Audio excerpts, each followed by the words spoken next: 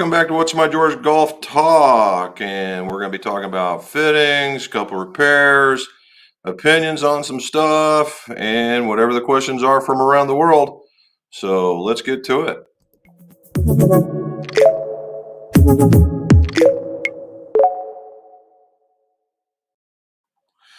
Welcome back to What's My George Golf Talk. Jim McCleary here. Why is it What's My George? Because old club makers and club fitters are tremendous pack rats.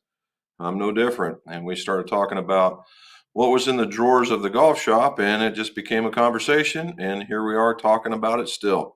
So we are going to get started. Now, first and foremost, let's start off with our golf. And it looks like in the 3M Open, Tony Finau got himself a win at -4 for a total of -17. Now, I did get to see some of this. Finau was in the hunt. Grillo was right there, but there was another fella, Scott Piercy. Scott Piercy shot a +5 to go to -13. So sorry for him, but congratulations to Tony Finau, and that was pretty cool. And then the Senior Open Championship, that one was definitely different.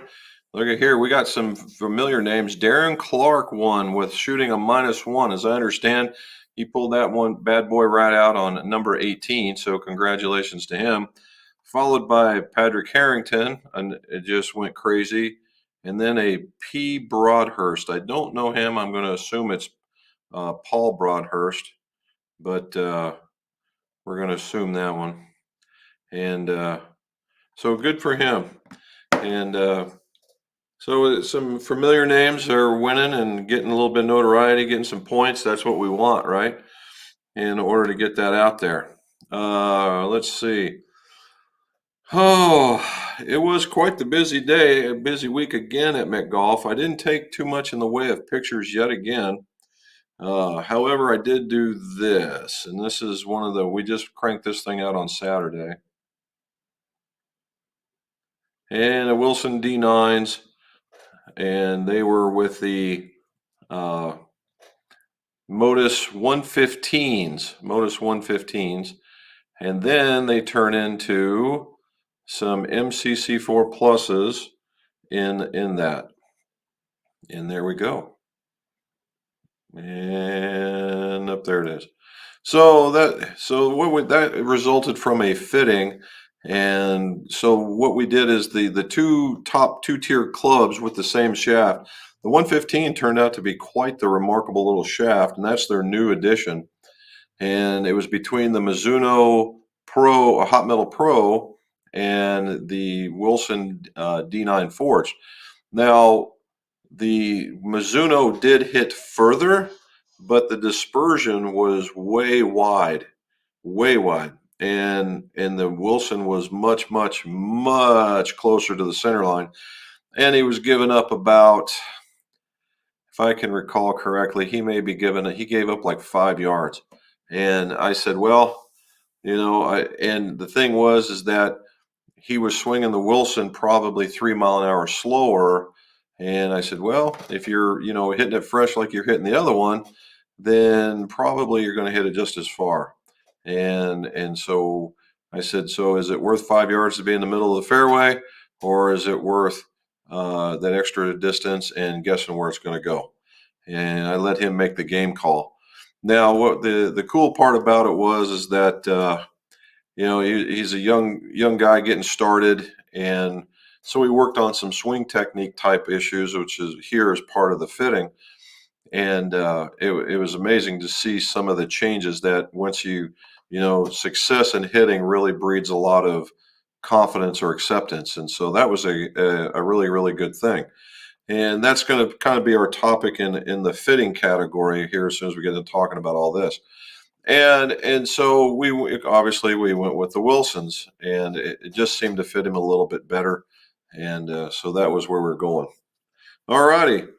Got a chance to go play a different golf course this week. Bob and Mike invited me out to go play a place called, it was in Greenfield, and called Buckeye Hills. And it's exactly as it sounds. It is a very hilly course. Uh, the greens look like there's about a gazillion yards of break in it, and there really aren't. And that took me about halfway around to figure that out. Very, very, very nice shape, and I'm going to show you some here in a minute. Uh, but it takes me to, and I was asked by the BJM putter grips. You guys remember that one? It was a big teardrop. They made the Kohatai, and it was a different kind of putter gripping system, and we put it out. Well, they've got another one, and this is kind of the beginning. What you're going to see as far as a video um, for a review. And here's this part of it. Boom. There you go. So that's Bob, and Bob was a big fan of the Kohatai, and but it was a smooth grip, and now what they've added is a whole bunch of inverted dimples, basically bumps up and down there to give it a texture, and it's got a really cool kind of tattoo along the side, which gives it a little bit more flair. And again, Bob was knocking them down yet again, and so it's a good combination between the Makefield putter and the putter grip that he was used to. So that was pretty good. So to kind of give you an idea, this is what Buckeye Hills kind of look like, and that was a green getting to it. Uh, It was most of these I took pictures of par threes, except for this one. This was on the back. This was like number 12, I believe. It was a par four that was right at 300 yards. So you can imagine that the forest is just full of all kinds of golf balls. The same shot, just a little different area. Here we go. This was a another shot. This was I think on the second hole, just to kind of give it a little bit of a flavor, older school flavor, and but for the whole most part, it was in pretty good shape. Here's another par three.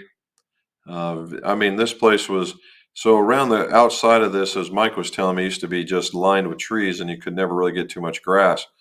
So the guy taking care of it's doing a really, really good job. And as you can see, it's two really interesting sand traps, and it was right at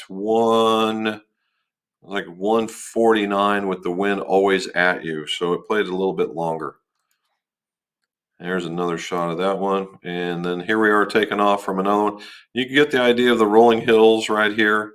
Most of it's in front of you. There's a couple places where there's ditches where having, some local knowledge would do you pretty good. So there's that one.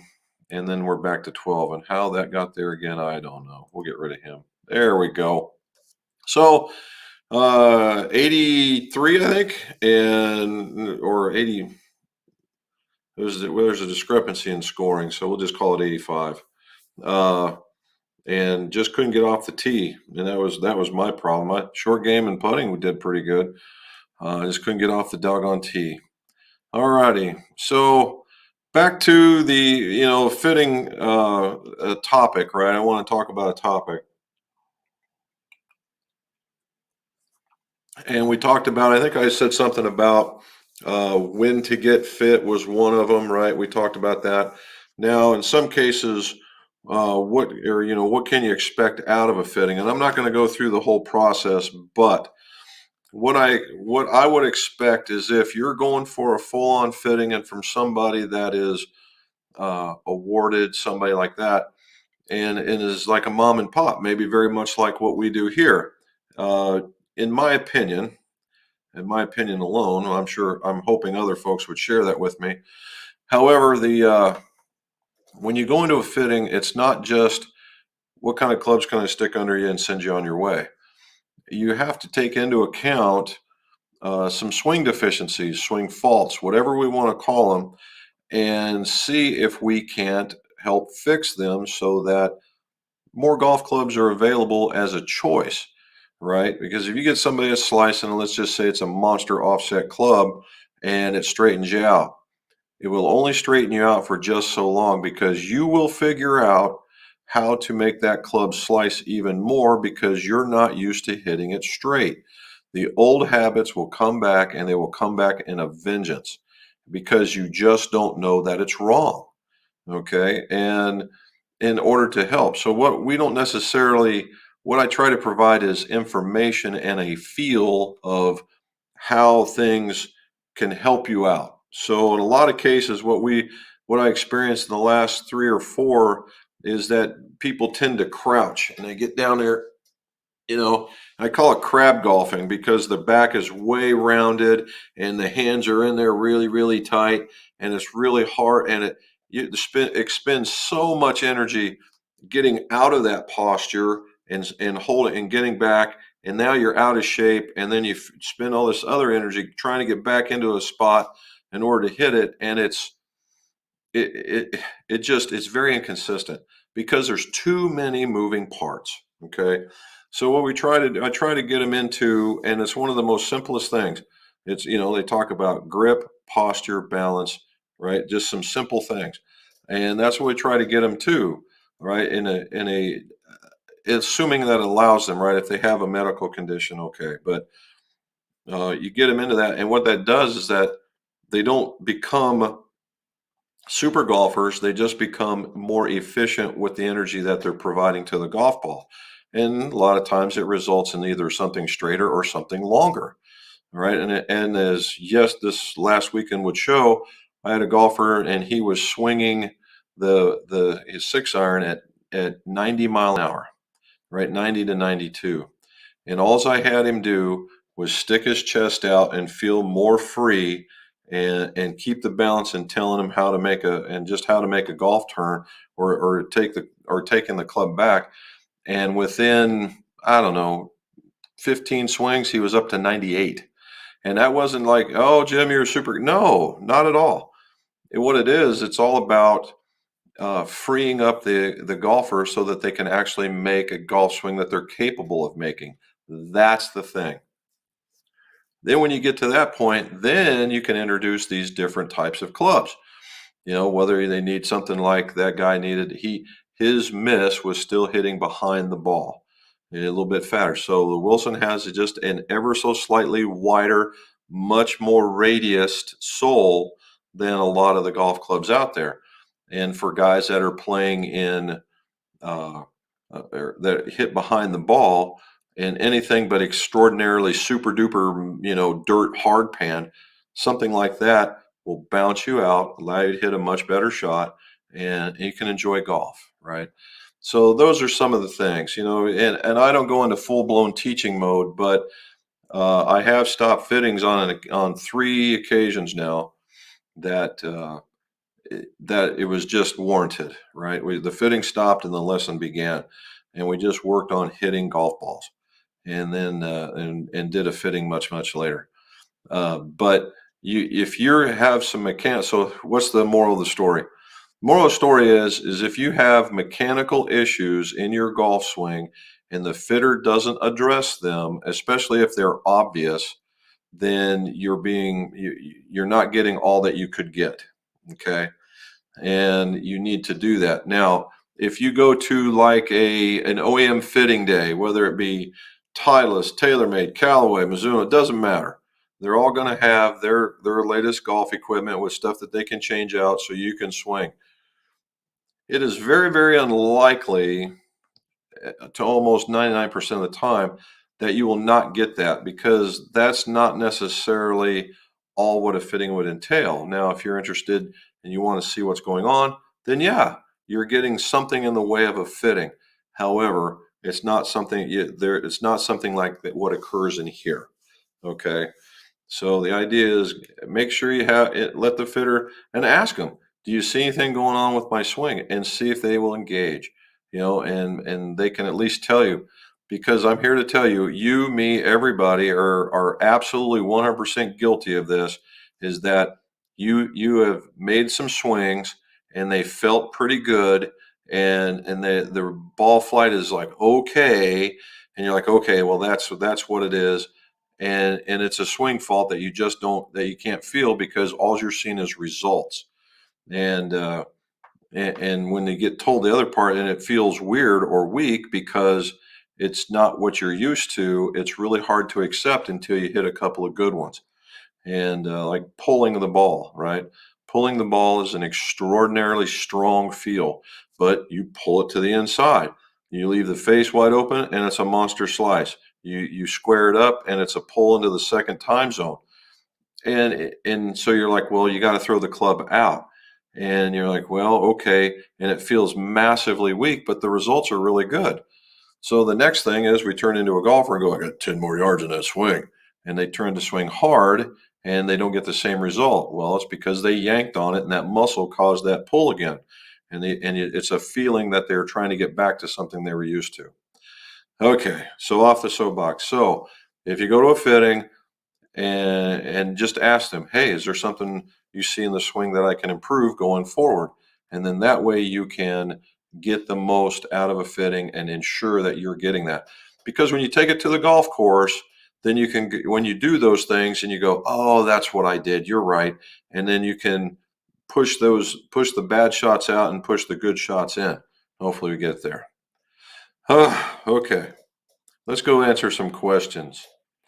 Now, before we answer some questions, I want to remind you to like and subscribe.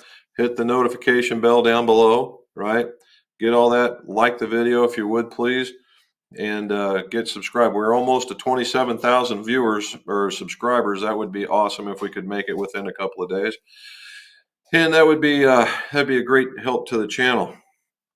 Robin and I are going to be doing some, we're taking off next weekend. We're going back to where we went to high school for a reunion. And then the following week, I think it's in the following week or the week after that, I'm going to Maryland. So I'm doing some My Golf Spy regional thing. It's a lot of fun. So we got a lot going on. We'll have plenty to talk about in the next couple of weeks. Okay, Matt, 7473. First time seeing both courses. Question. I don't know what courses you were on though, Matt, but congrats. What plan do you have to attack a new golf course? Hope all is well. And you too, man. Hopefully the family's doing good. New golf courses. Normally when you go to a new golf course, hopefully there's somebody there that can help you get around. I've done this when we go on vacation. We stop and when we're registering, you'll ask and say, is there anything unique about the golf course that we need to know?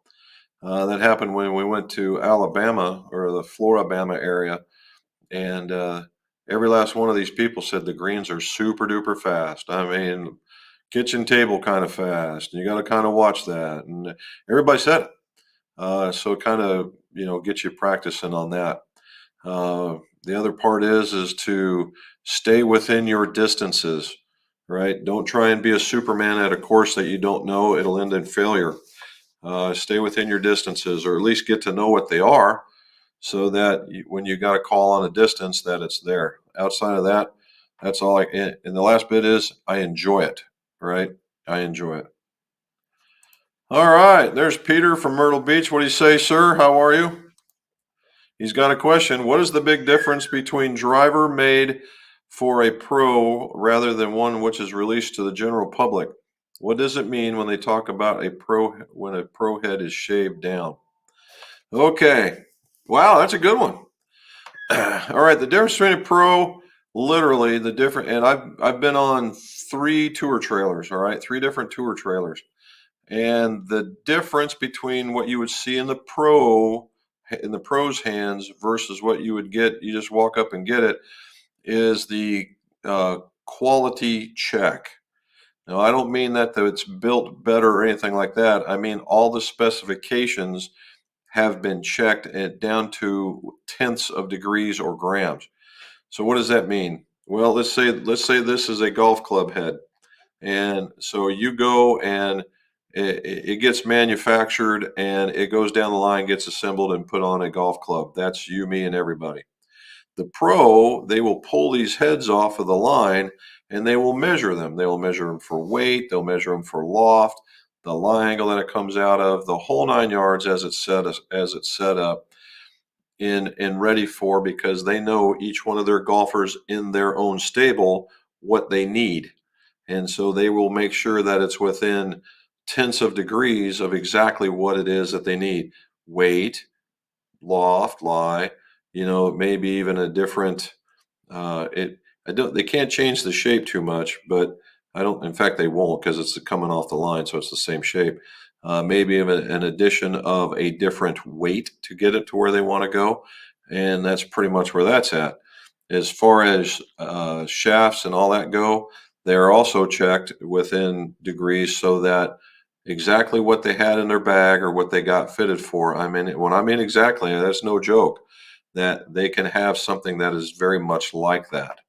Now, you'll hear guys go, well, it doesn't feel like my gamer, and it can be identical in every shape and form. And all it is a level of familiarity. Now, what does it mean when it talks about a head is shaved down? In the past, when core was just a fledgling idea, the faces were pretty thick. And in order to get a little bit more zip off of the ball or a little bit launch or whatever, and they had room to do that, a company offered this idea that it would literally take a millimeter off of the face and mill it off and give you that little extra spring. That's what it was for. That's what they mean when it's talking about shave down, at least when they talk about drivers. Now, when they talk in irons, maybe uh, some of these pros are very, very particular about the way the sole interacts with the turf, and you'll see guys spend time. They'll get the stock head again, very much matched, blah blah blah, and the guy in the trailer will knock down some soles, a little bit more toe relief or a little more radius or something along that lines in order to get the golfer to where they're comfortable with the club. But that's what that means, Peter. There's Charlie. What do you say, sir? Yeah, I didn't do much either. There you go. That's what we talked about. Well done, buddy. Mark Case. There's a new name. Any sights of why while playing? Any sense as to why while playing? If I think about a shot too much, I mess it up, but then I don't think about it. I hit it good. Well, Mark, welcome to being a golfer, brother. Well, you get on the don't hit it in the water, don't hit it in the water, don't hit it in the water. Whap, it goes in the water. That's just a self-fulfilling prophecy, man. Self-fulfilling prophecy. And the reason why is you're concentrating too much on the result as you are instead of concentrating on what's right in front of you. They're big time philosophical guy or a psychology guy. He put out a series of 4 books. I wish I could remember the name. I've read them all, and they're really small. They're paperback books. They're not real big, and he gets straight to the point, and they deliver some really good information. And the very thing that you're talking about, he addresses in a chapter, and it talks about, and basically what that means uh, is that you're concentrating on something that's other than what's right in front of you, i.e., hitting the golf ball. Now, and it's called staying in the present, and there's that one. And then the other one is if you the other part about this, when I don't think about it, I hit it good. There's other situations where you sit there and you go through your mental checklist and you make this swing and it results in something absolutely horrible, and you throw down another one without even thinking, and whoosh, and then there you go. And I call it the I don't care shot, and it just feels like it goes a gazillion yards in comparison to the other one. And really what that is that the same thing going to you're getting to the same spot with a different path. And you're in there you're just trying to make all these, as you wait there, and the more time you spend over the ball and you're not keeping the things moving, you introduce tension. You ever watch the guys playing baseball and they keep the hands moving, or they kicking the ground, or even in golf where they're waggling the club and they're moving their feet and then the feet stop and they do that. All that is to keep them loose so that they know that when they get there, their certain positions, they're going to make good swings. That's what it is. All righty. Interesting. So pre-SGA rules, can I get away with this?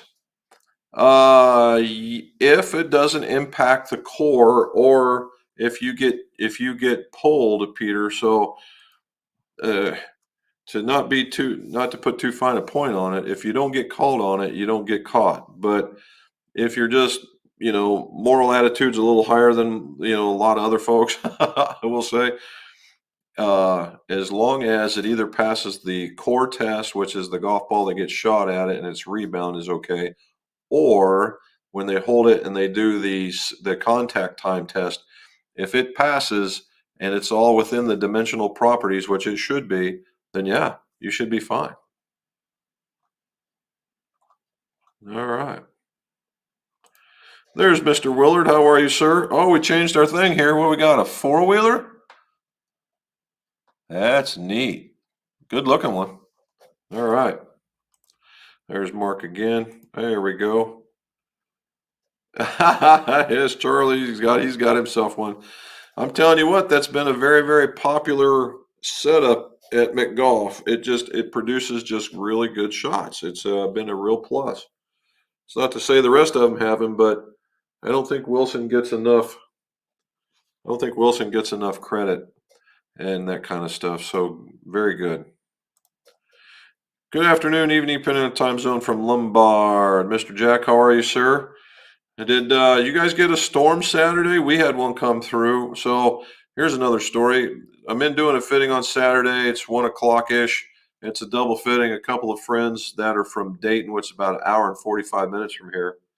And I plumb wear them out with wedges and the irons and a putter.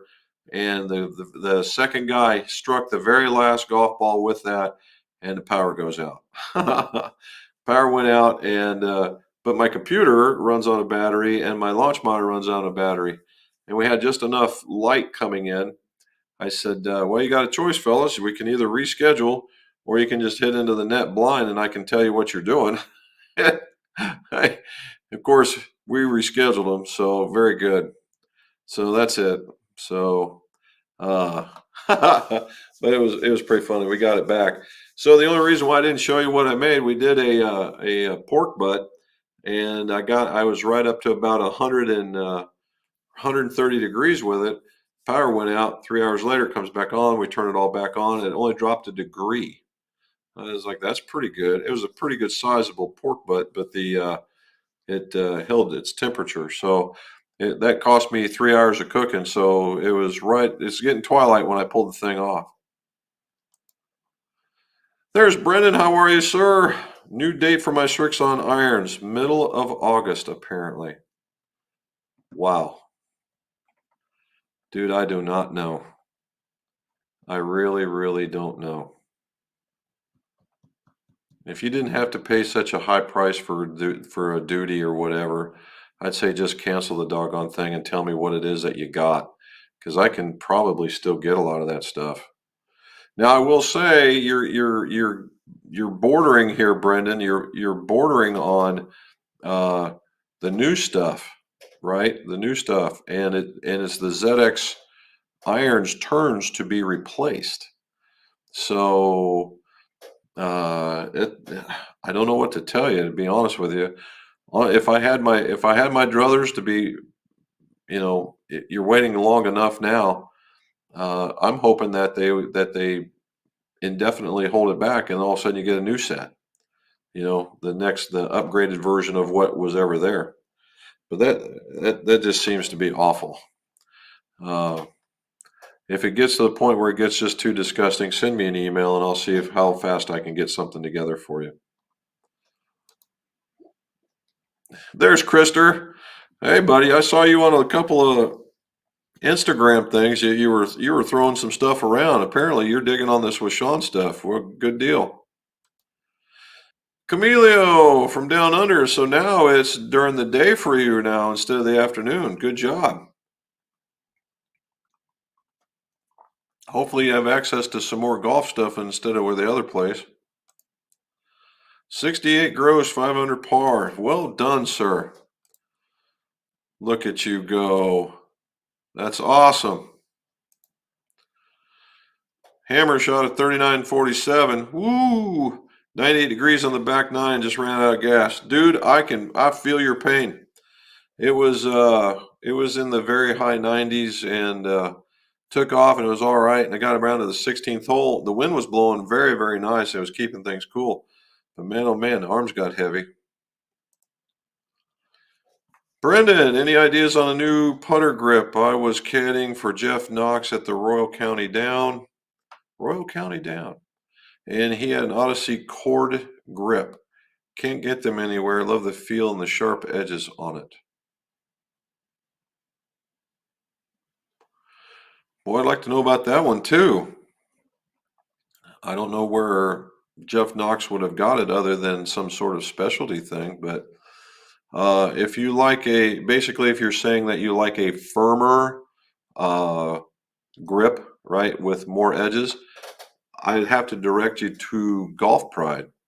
The Golf Pride, what they called remember the Pro Onlys, right? They had a little guy on them that they have a green star, a blue star, and a red star, and they're all three are different shapes. Each one of them comes in a corded version now, and they do feel very, very nice.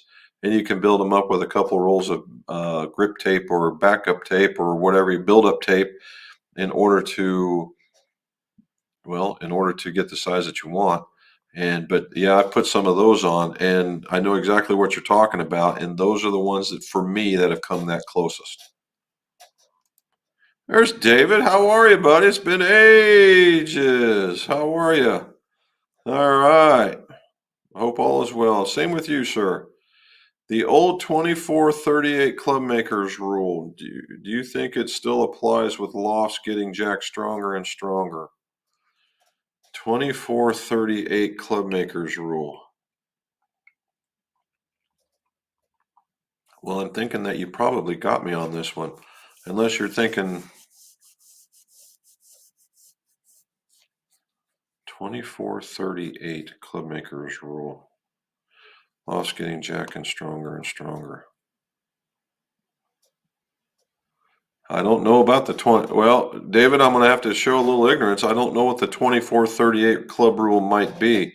If it's a loft versus length thing, or if it's a length from the club, the fingertips to the ground for 38-inch, or what's going on.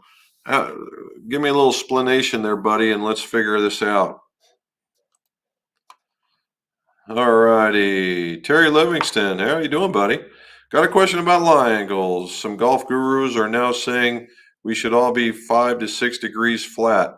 Have you experimented with lie angles with that? Is that a big deal? That is a huge deal, dude. And I'm not even sure what some golf guru is telling you 5 to 6 degrees flat. Oof. I don't know, man. I'm all about the lie angle is what the lie angle is based on your body shape, height, your way that you come into the golf ball, and associated with the length of the club. Now, 5 to 6 degrees flat means that you're coming way down and low in order to make that happen. And that sounds like somebody is touting a particular swing philosophy. And that particular swing philosophy may require a flatter club. Now, I will say that tradition would dictate that the better golf club striker or the better golfer typically has a flatter swing because they're coming in a little shallower and they're coming from a little bit to the inside in order to be able to hit that draw, that push, the block, whatever, in order to do that. However, if you look onto the PGA Tour, the likes of Justin Thomas he's straight up and down and just absolutely murders it and has been extraordinarily successful. Bryson DeChambeau with a single plane is doing the exact same thing. You know, I would, although I don't know for certain, I would think Bubba Watson is another one that, that dude's everywhere, right? But if you watch how he swings in a lot of cases, I would think standard or even more upright. So I think that's more of a personal call. To be honest with you, it's more of a personal call than it is anything else. I don't know. And 5 to 6 degrees flat's that's pretty substantial. All righty. Pass my prime. What do you say, buddy? Give the girls their due. Brooke Henderson. Yes. Oh, I should have said it. You're right. Brooke Henderson.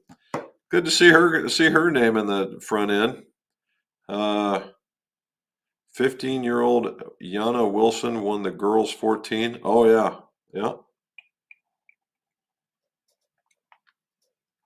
In fact, you're seeing a lot of the what is it called? The chip drive and putts things around here. In fact, one of the guys that I golf with infrequently, but I've fit him and I've uh, dealt with his son. His son is 10. He won his category in the first, his age group in the first time out. So he's moving on. So that's kind of cool. Yep. The girls got golf, man. They can golf it. Josh and Courtney Higgins. Okay. That was Buckeye Hills, Josh. Buckeye Hills. It's out in Greenfield, and the best way from around here is if you go out 30, you go north to Chillicothe, you go out 35, you go out to the Frankfurt exit, and then you go south, and there's a couple more turns, and you find yourself in Greenfield, and it's on the other side of Greenfield as you go through it.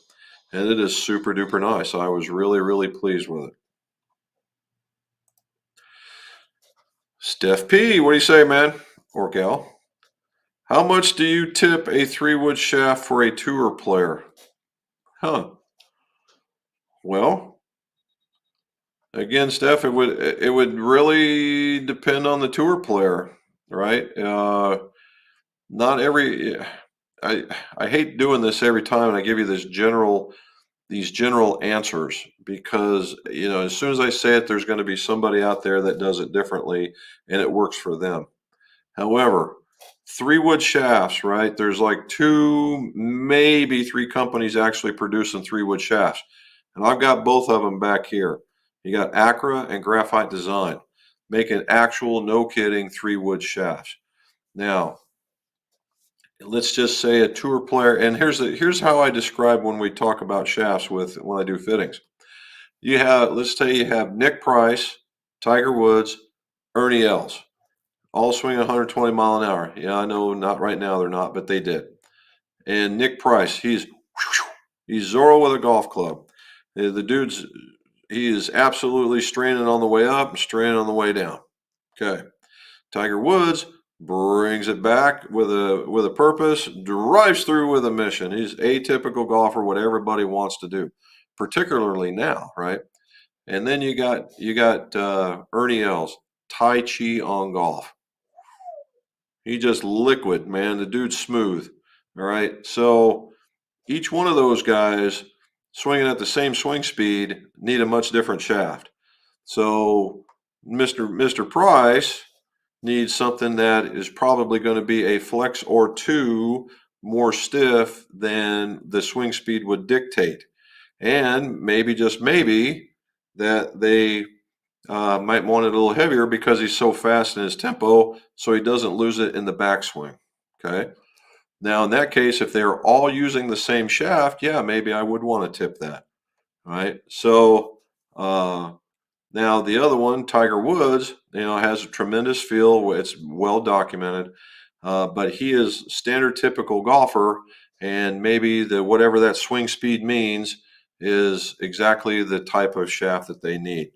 Now, and yes, I know it's been documented. He tips his in order to get it. He's a unique character. Most of them, you put it in there. If it works, they move on and they go. They're not real too burdened down with the specifics, although some are. Then you get Ernie Els, Tai Chi on golf. Whoosh. You very well may go something lighter and even less stiff because he is not stressing the golf shaft. Okay. And in order for it so that all three of these shafts react the same and give the golfer what they're looking for. So that's where I'm at. So if you have a 3-wood shaft and it's a true 3-wood shaft, and you have somebody's a late releaser, fairly aggressive, then yeah, I'd probably tip it a little bit, maybe half inch, 3/4 tops. That's about it. And then And then on the other one, none. And the other one, I'd be going to look for a different shaft, to be honest with you. All righty. There's Terry. Ha ha ha. Good. Terry is very, how shall we say, he's eloquent with his words. There you go. I do like how it turned out. It did very well. Mark, how are you, Sir? Ooh, man. Hello, Jim Rahman. I need a shaft to replace my Aldola DVS wood shaft. I'm trying to find a 75-gram regular, but haven't found a suitable option. Any recommendations? Wow. Aldola DVS. Well, Mark, so the easiest way to go about it is if you go into there's a shaft replacement guide on GolfWorks, and the Aldola DVS is certainly on there, and it gives you a little code, and that code relates to the profile. All you do is take that code and go find it amongst other 75-gram regulars, and you would find it would be there. That would be the easiest. Now, the DVS is the third in the family of the NV line, right? You had NVS, you had NV, it was green with NV, and then you had the NVS, which was the little reddish copper color, and then you had the DVS, which was the red one. And the DVS, I believe, was quite possibly the most, we'll call it friendly of the clan. Probably a little softer in the tip, softer in the mid, with a slightly firmer butt section. I'm guessing, right? It was a very, very friendly golf shaft. What sets it apart, those three, is the fact that they use these micro layers. So instead of, say, and for instance, it takes 11 wraps of normal graphite pre-preg to make a golf shaft. Theirs is much, much smaller, and they very well may use 22 or 25 layers to get to the same spot and it certainly provides a different feel, right? And that's where that comes in. Now, if they were still around, SK Fiber made something that was very, very similar to it, but they're not around anymore. I'm trying to think. Although they don't make a 70. Nope, they don't make a 75. So a 70-gram. Nope, they don't even do that. 75-gram in regular is going to be a tough call, Mark. I would look. One that comes to mind is, and I have to look it up. I don't know if they have it in that particular shape and size, but the MAD from Graphite Design, that one very well may be as close as you can get with that's something more in modern.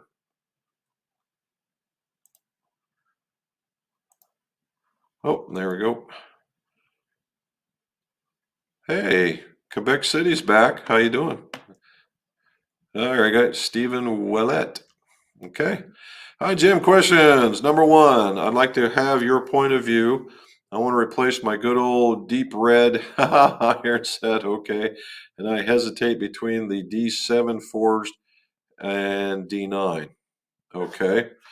Well, D7 is going to be kind of hard to get, at least around here, because they don't make it anymore.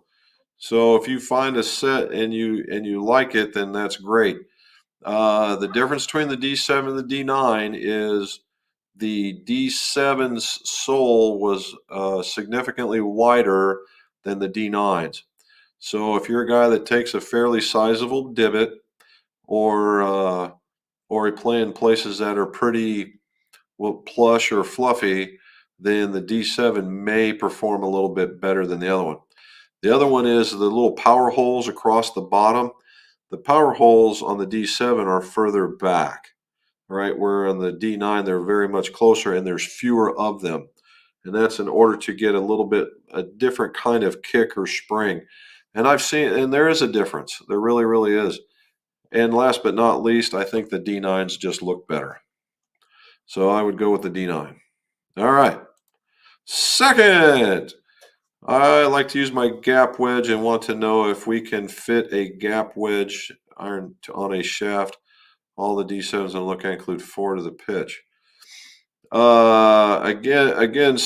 Stephen, they do make a gap wedge in that set. That is for sure, because I sold quite a few of those. Uh, Again, I don't know here. I don't think that they're available. But the D9, yes, you could. In fact, when we make them, we normally start at the 5 and go down to the gap wedge. In fact, that if you were watching this right here,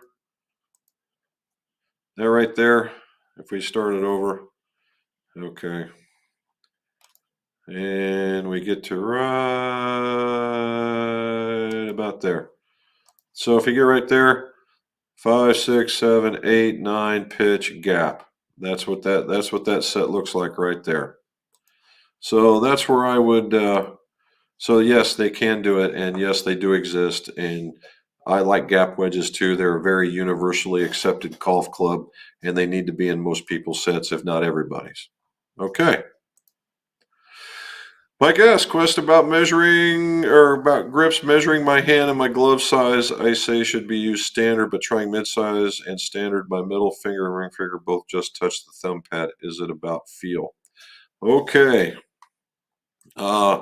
If you're right here, right, and I'm too far away from a golf club. Anyway, not only here, but here as well, right, and just touching the thumb. However, let's just stay with this. So if you're in a standard and you're right here and you get into a mid and you're right here, chances are you're making an adjustment. All right.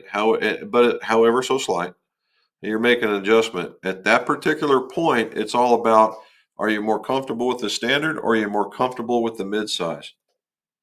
And if they're both doing that, chances are you're going to be more comfortable with the mid size. Uh, at least that's what I've seen here. And but at that point, it becomes about feel. You're correct. Okay.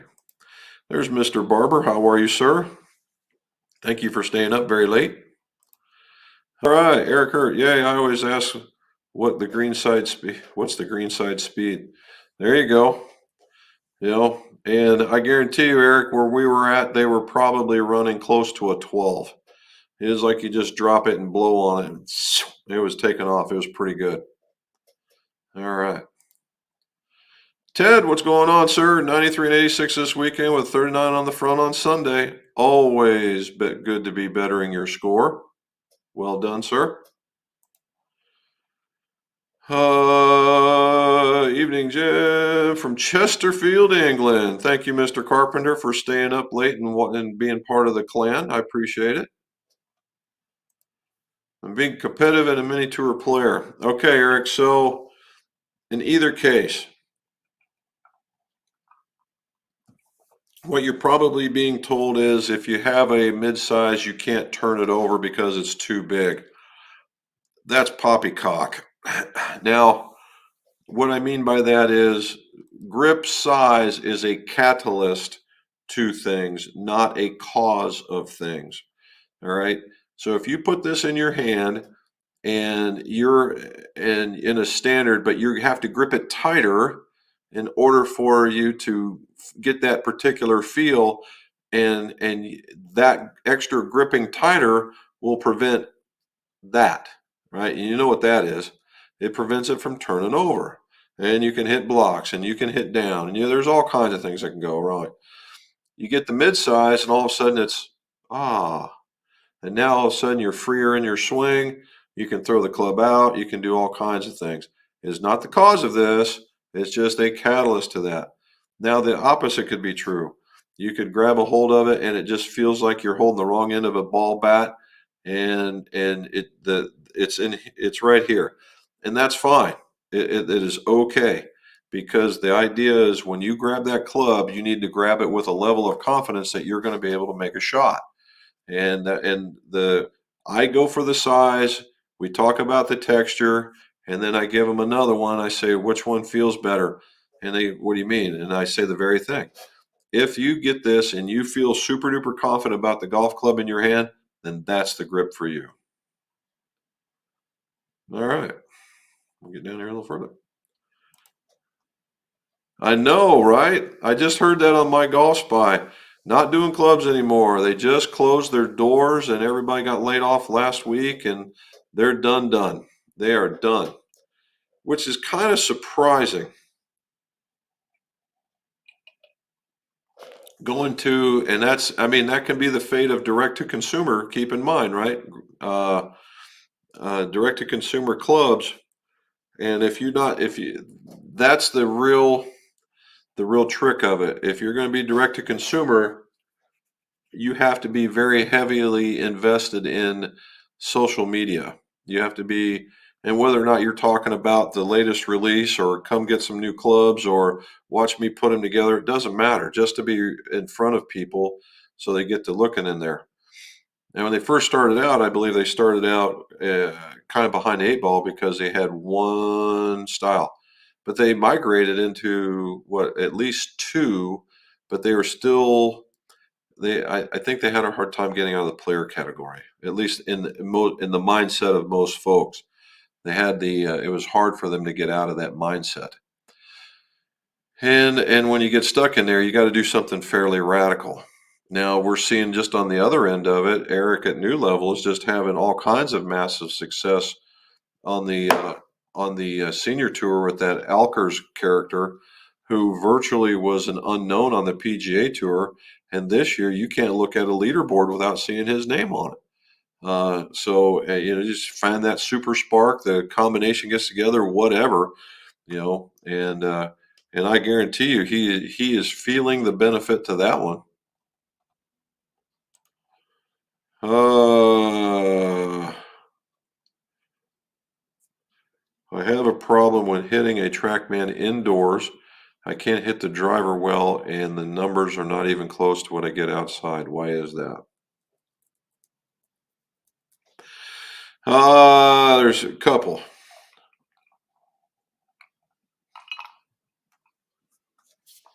Number one, let's just attack the number one is some people get indoors and they feel hindered, like they're going to hit something, and it changes the swing. Now, I'm going to make an assumption that you're actually hitting your golf ball and not the other person's golf ball in order to make that happen. Uh, and anyway, so that it's an apples to apples kind of comparison. And what you'll do is you make this different swing from indoors, and that could be it. Now, it could be as much as a little bit of tee height.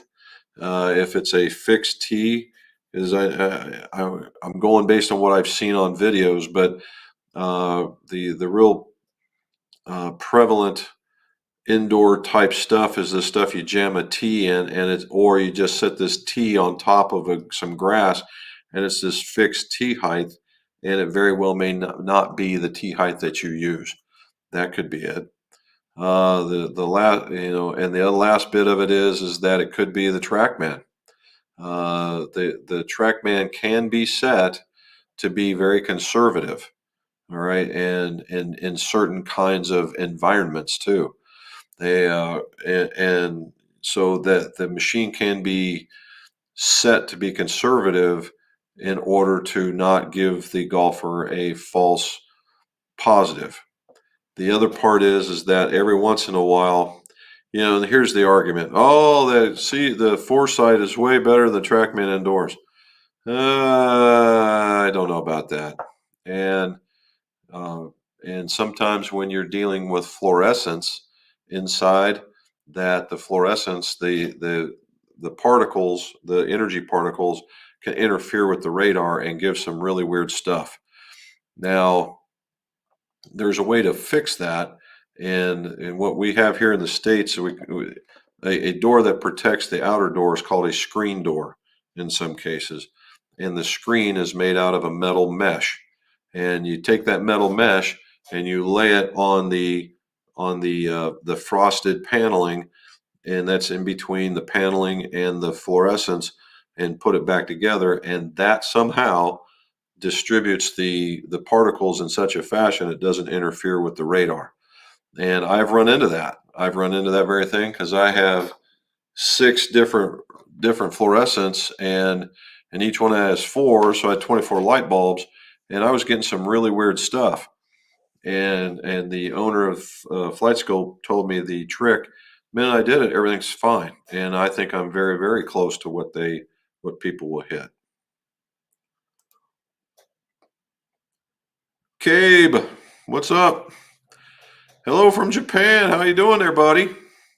Rebuilding my golf club. Originally swing weight D5. Would like to change to D3 without adding counterweight on the butt ends. Or getting any jumbo. Any recommendations? If you're truly measuring it, bud,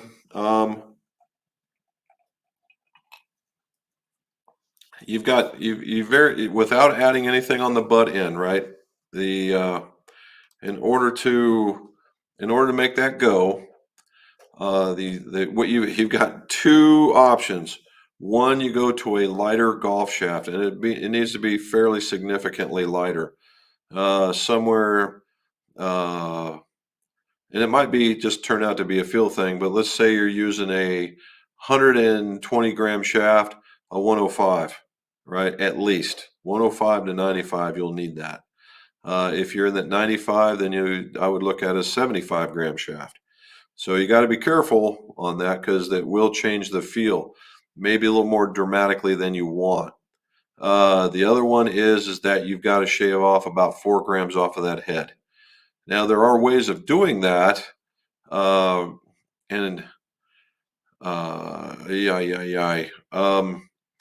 you have to have a drilling jig, and you have to be very, very careful about what you're doing.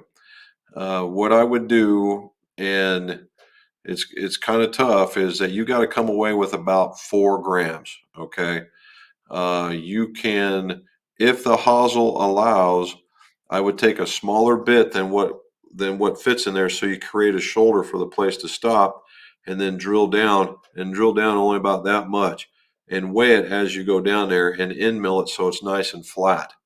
That takes some skills, man. And if you've got it, I think if I know where you're at, you can probably take it on board and have them do that, or some strategic weight removal around the outside. But now you're starting to impact cosmetics, and I don't know if you necessarily want to do that. So staying away from the cosmetic destruction, you can drill out some of the hosel area. I don't know if you'll get 4 grams, but you very, very well may get. You'll probably get it close to where you can feel a lighter difference. Bob Rotella is exactly who it is, Charlie. That is the man. In fact, I think he's got a 5th book out that goes right there with it, but he needs to make another book holder. Lynn Fittich 12, bud.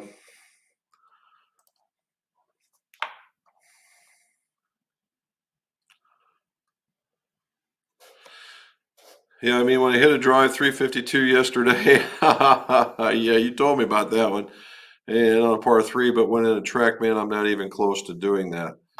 So I would, don't compare best to worst on these things. And if you're swinging and hitting them the same, I very well would think that you might want to talk to the guy operating the Trackman and get a little closer to where you are environmentally. Yep, you are correct, sir. 6. All right, Josh Davis, what do you say, man? Any thoughts on the Strixon ZX4 irons for a 15 handicapper? Yes. And when we were talking about the fitting with the 2 guys from the Dayton area, I fit him into the ZX4 or ZX4, and we put what did we put in there? I believe it's the Modus 105s in there. Smoked it, absolutely smoked it. They got a lot of offset. It's a very large club, very large sole. I mean, it's very generous in everything. And if you're missing a lot to the right, it certainly can work, right? Hollow body style club, so you're going to get a little spring on the face. I think it's fine. Now, if 80 is with the iron, then something in the regular flex, very much you're in the very area where this other guy was at. and this thing was absolutely getting it. So yeah, I'm all for it. There's Cam. How are you, sir?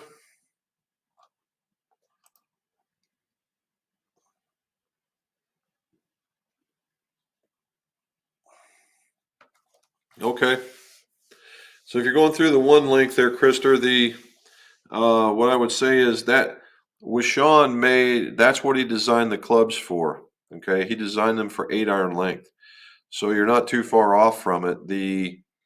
However, I'll say however, they're all run about the head weights all run around 274. They are a very nice club. I don't know. I don't know. We'll see. I'll let you hit them and you tell me what you think.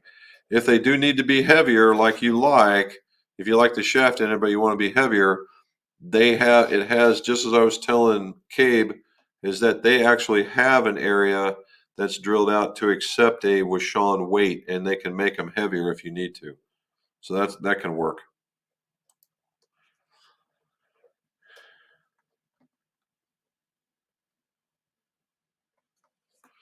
Yeah, and so they do have to calculate at some point, Camilo, the the this was it the foresight takes a picture and does all the calculating from there. I've used those before, and they're okay based on where you calibrate it at. Now the software has gotten is logarithmically better, and you can do that. Where Trackman is taking the 13 foot of flight or 15 foot of flight into a net, hopefully, right? And because you're going to need at least 12 to 15 foot of flight. If you don't have that, it's going to be very, very hard for that machine to pick it up. That's the reason why this room is 35 foot long, and in order to capture that very distance that I needed, and because then the machine has to set behind it. If you're finding out that the numbers are kind of jacked up, again, it's all about how you set up the machine and then making sure you're not below a bunch of fluorescence. But I can tell you I mean, in my own personal experience, when I test mine out, uh, oh, there we go. When I test mine out, my distances are within a yard or two of each other. I mean, I can pick out my club. I'm not to a yard in distance, obviously, but it's not like, well, my 8 iron I know I'm 165 with my 8 iron. Can I get more out of it? Yes, I can, but I also know I've got to muscle it. Now here it would tell me I'm 165 to 170, and I've done 165 to 170 out on the course. I've also, when I need to muscle it, I've also gone further. So, although it's rare, but it does it. Just yesterday, I hit a 9 iron 160. Of course, I had some wind, but I got in the middle of the club face and I threw a little bit more on it because I knew I was going to have to put it in the air. So for me and Flight Scope, which is very similar to the Trackman, I don't have that issue because I've done those types of precautions.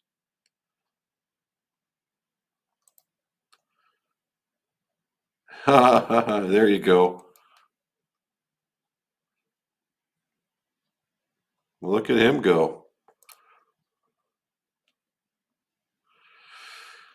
Well, so Brandon, before you go in and do that, you might just let them tell you that, give you a better date because they may just be done with it and you get a new one anyway, and then you can be in the front as opposed to in the middle of the pack again, as far as orders go.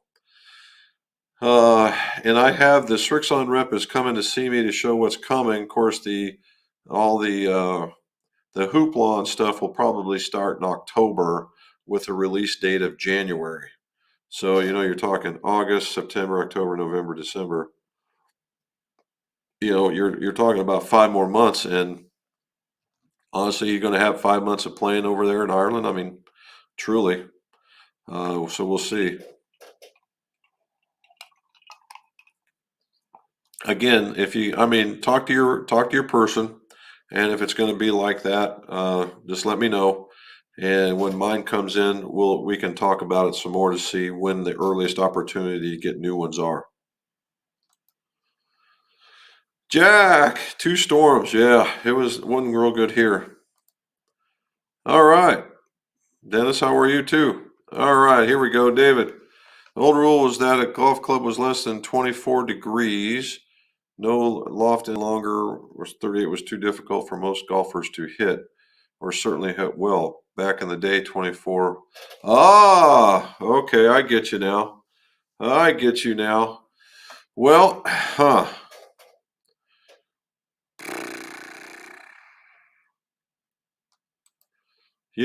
that's one heck of a rule, honestly. I get to thinking about it. It's with the way that lofts are getting any more now, David. I think that's the super strong ones. We'll use the Rogue ST Max as an example. The PXG, whatever their latest generation is, and the S model. Let's see. What is it? The TS, I think it's TS3. That one's got one that's like it. They all got one in this level, but the super duper, TaylorMade Stealth. I think the TaylorMade, the regular Stealth. Now, all these 5-irons are like 21 degrees. All right. They're 21 degrees. And a regular and the standard issue 5-iron length, which is 38, works just fine, which falls kind of smack dab in the middle of that rule. But I think what they were talking about is getting towards the top. Now, the same thing kind of still does apply, David, in that, when they go really, really strong, they have to pull all this weight down into the bottom of the club in order to get that launch angle. But again, loft still means loft. And as your swing speed goes down, it's going to be really, really hard to get the launch angle on a golf club. So when you get above a 5-iron, getting the ball in the air is just going to be super difficult, regardless of the length. And because swing speed is what gets that thing leaping and jumping, with the help of technology in order to get it going and getting up there. So you really have to really take that one into account. But there very well may be some relevancy, except for the 3-irons now the 5-iron, right? And would I go higher? Probably. I would still go higher in order to get that, because then there'd be too much gap between that and the hybrid. But anymore, most folks, I don't go past a 5-iron anyway, unless the golfer is accomplished, and then we go into something else from there. But very good. That was an excellent question, by the way. All right. Extended my shafts on 3 putters recently, and they all had step shafts all the way to the butt. Is this typical of OEM putter shafts or a sign of a replacement shaft? No, I think that there's 2 different kinds of shafts that most folks use. One where there's the more of the smooth side, and one that's stepped. And what you're seeing probably, I'm going to say probably, instead of a true on putter shaft, is that you're probably seeing I'm moving my foot around just so I'm not stepping on something here. It could be one of 2 things. It could be, number one, it could be a very stout steel iron shaft that's been cut at the bottom very close, and which takes you and it cuts it down, it cuts it all the way to the top, and then you get that. So you might be dealing with a very stout iron shaft made for irons, not for putters. That's one.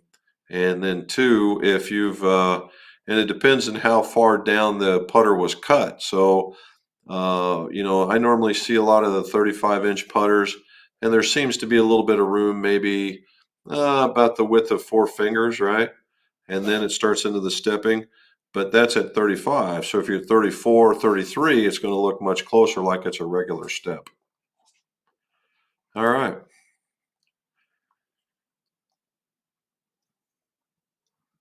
There you go. I think we just talked about that, right? And yeah, I think so. I think with the way that technology is working, that you can get more out of something that's less lofted. Can you go longer? Yeah, but like we're talking about, getting past the 5-iron.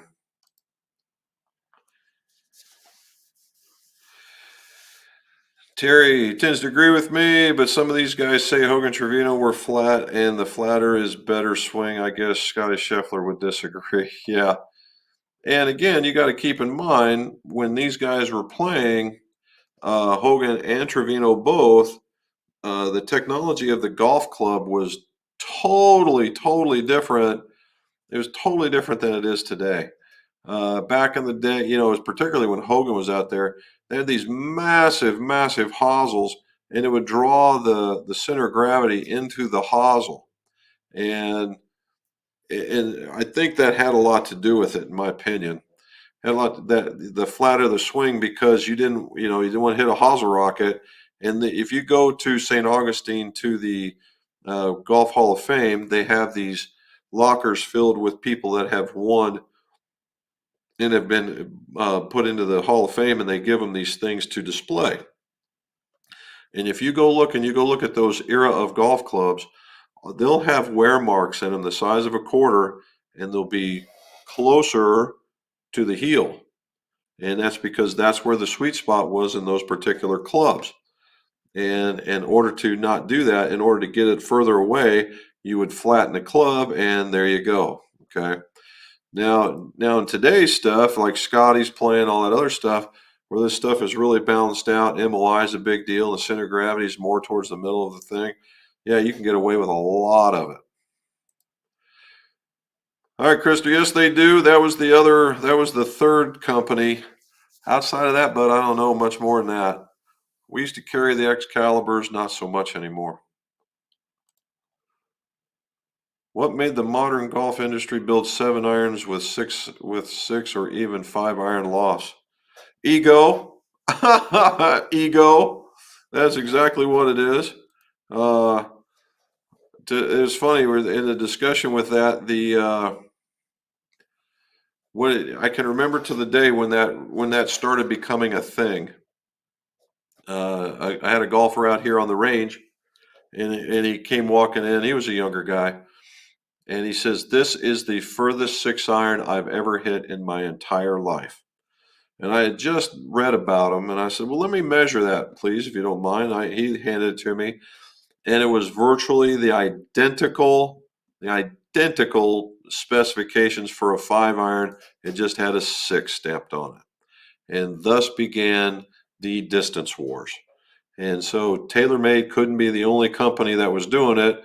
So everybody jumped in the pool. Callaway did it. They're all doing it, right?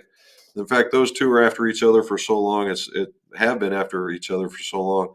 It's hard telling when it all started.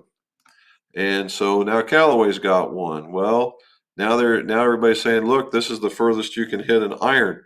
Well, now all these other guys are like, well, if they can do it, how come I can't do it with these? And more companies start getting stronger. Well, golfers are actually kind of smart in some cases. And they get this and they go, well, look, this is the same thing. I'm not doing anything. So what am I doing this for? So now the engineers need to get busy, and they needed to start designing stuff. And now it would be my opinion, that these really stronger lofts are being offset by a ton of technology, right? You're getting all of these. You're getting all the benefits of having a stronger loft. You're getting more ball speed. You're getting the more distance, and with the lower center of gravities, you're actually launching it, and it's coming in and landing softer, as opposed to a lot less steep with a whole bunch more spin. Same destination, different path. And a lot of people have just, I mean, it's an accepted thing now, right? Where the 5 iron of yesterday, that's almost, you can't, even the players clubs are a couple of degrees stronger from that. A 24-25 degree, that's almost unheard of now. Or 27, there's 27-29 degrees, and that's unheard of. Now it's 24-25, and that's the players loft. Well, and there you go. So basically, that's what happened. Everybody wants to hit it, and you want to be able, and where did it come from? Because we want to be able to tell our buddy that we hit a golf club, the same golf club 10 yards further than them.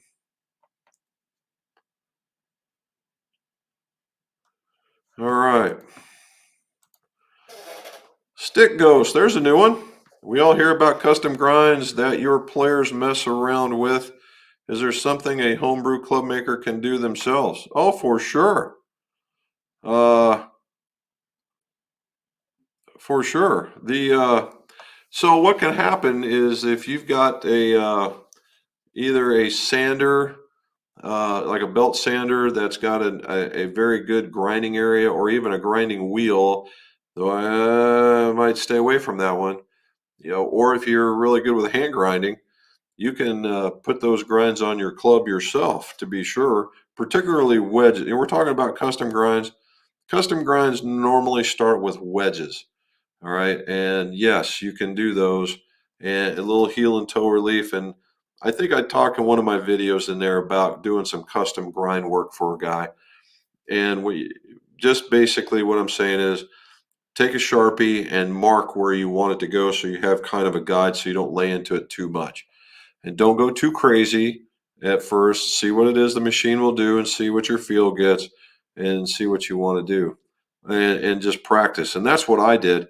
I stumbled onto a whole box of old Max Fly Australian blades, and they were totally 100% raw. No chrome, no nothing. I mean, they still had some of the the forging, what I was calling forging leftovers on the side. I want to call it a flare, but that's not what it is. Anyway, extras. So I learned how I did those, and I just ground different grinds and all kinds of stuff into them in order to learn what to do. That's how I did it. All righty. Oh, we're getting out. We're getting close, guys. Do you recommend for good cheap golf club grips? Good cheap golf club grips. I don't know about good cheap golf club grips. Royal. Royal would be one. Yeah, she's back. I'm getting it. Royal would be one. Grip one from Golf Works. There'd be another inexpensive one. I would do that. All right.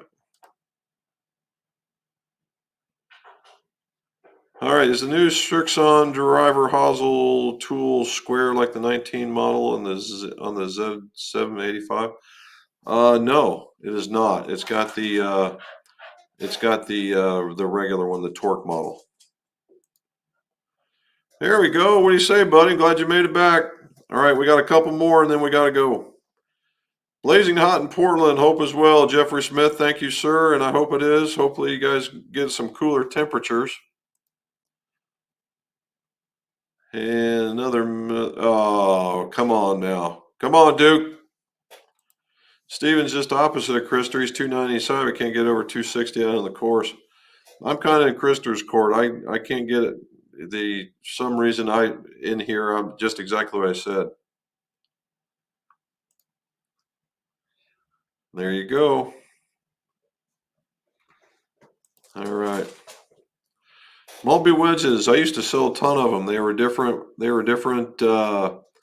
Different widths of sole for the effect. They were real big with effective bounce, and it tended to work. The only thing I really didn't like about them when they made the black coating, and it made them brittle, and so you virtually couldn't bend them without cracking them or busting them. All right. Turning ferrules at home, is a club rest arm mandatory? Not necessarily, but it would be much easier. The put it into a clamp, and now you got both hands free to be able to work it. Otherwise, you're got it underneath the arm, and it has the opportunity to move. Can you do it? Yes. Is it a pain in the butt? Obviously. Is it less? Is it less better? Is it not as easy to do it? Then also yes. But can it be done? Yes. Super golfer, what the hell is this? I don't know, dude. What do you think it is? All right, two more. We got to go. Mike S., what's your take on slow speed? Should use softer balls? In some cases, Mike. In some cases, if you're a decent ball striker, then I would say no. I would go up the next one. They have you don't need necessarily the tour balls, but maybe something like a Callaway ERC or Wilson Triad. an E12, something along that lines, and you would probably end up with a much, much better setup than the softer one. Now, if you're all over the face, then yeah, a softer one would be just the way to go, because you get a little bit more bounce off of it.